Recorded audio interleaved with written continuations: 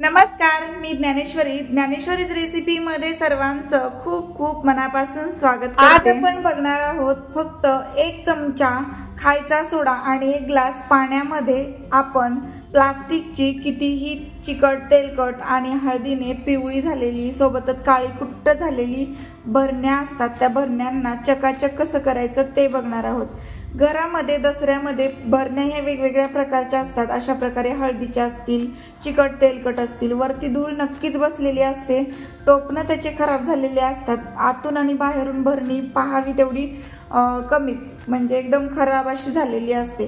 तर आपण कितीही महिन्याला दसरा न काढता घरातील साफसफाई करत असलो ना तरी सुद्धा भरण्या जरी साफ करत असेल तरी महिनाभरात भरपूर भरण्या खराब होतात। 1 ग्लास पाण्यामध्ये 1 चमचावर आपण खायचा सोडा टाकलाय आणि अजून 2-3 साहित्य पण टाकलेले आहेत। साहित्य सगळं ढवळून घेतलंय। अजून 2 साहित्य आहेत जे खूप युजफुल आहेत क्लिनिंगसाठी, तर ते वापरलेत आपण। त्यामुळे प्लास्टिक भरणी जास्त मेहनत न करता चकाचक होते।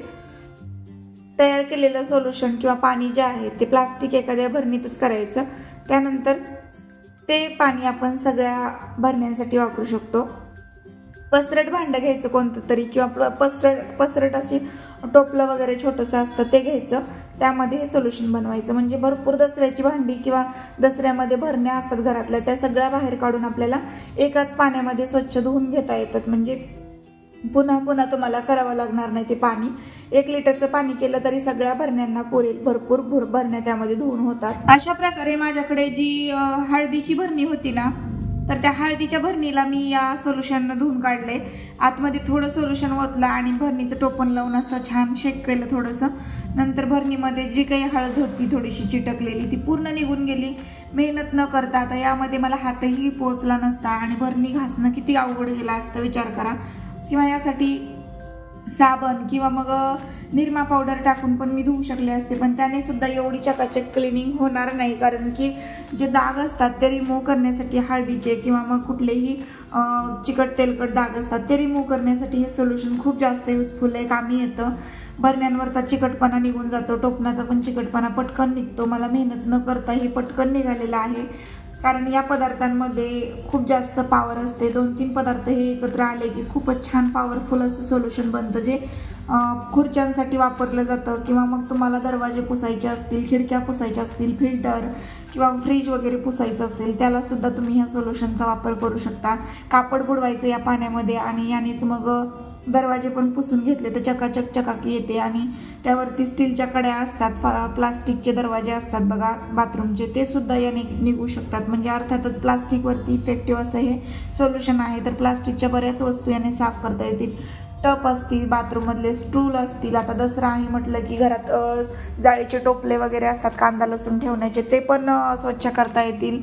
आणि प्लास्टिकच्या भरण्या, डबे, खूप सारे फ्लॅट वगैरे असतात असे, किंवा मसाला डबे असतात, किंवा मग रांगोळीचे डबे असतात, कलरने वेगवेगळ्या खूप चिकट तेलकट होतात, कलरफुल होतात, तर ते सगळे निघण्यासाठी या सोल्युशनचा वापर होतो।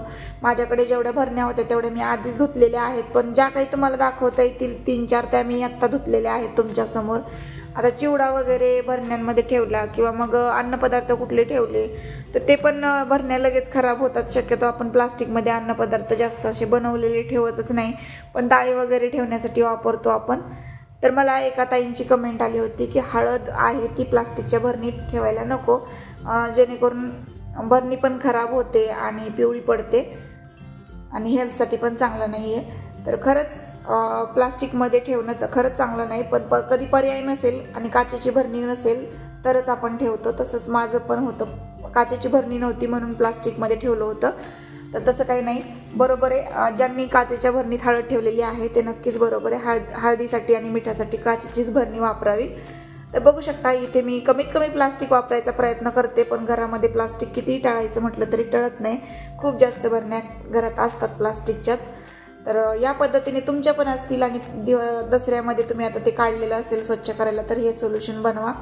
आता मी सोल्युशन कसं बनवलं ते सांगते, कारण बऱ्याच जणांचं म्हणणं आहे की मी विषय लांबवते, व्हिडिओ लांबवते आणि लांबण लावते व्हिडिओ करताना, तर तसं न करता मी आज व्हिडिओ पटकन उरकण्याचा प्रयत्न करते की आज 1 ग्लास पाण्यामध्ये हे सोल्युशन कसं बनवायचं ते बघूया। याचा इफेक्ट दाखवला, भांडी स्वच्छ धुवून पण दाखवली, म्हणजे तुम्हालाही कळेल की याचा इफेक्ट आहे की नाही आणि प्लास्टिक भरण्या निघतात की नाही। तर बघितलं असेल, चकाचक निघतात, काहीच प्रॉब्लेम नाही।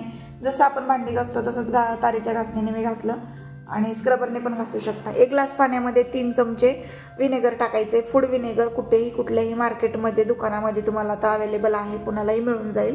आणि हे वापरायचे आता क्लिनिंगसाठी लागतं म्हणून मी हे आणलेलं आहे। शक्यतो मी फूडमध्ये कुठल्याच वापरत नाही किंवा पदार्थ बनवले तर त्यासाठी पण टिकवून ठेवायला मी हे विनेगर वापरत नाही, कारण हेल्थसाठी तितकंच ते खराब आहे। त्यामुळे क्लिनिंगसाठी वापरू शकता तुम्ही।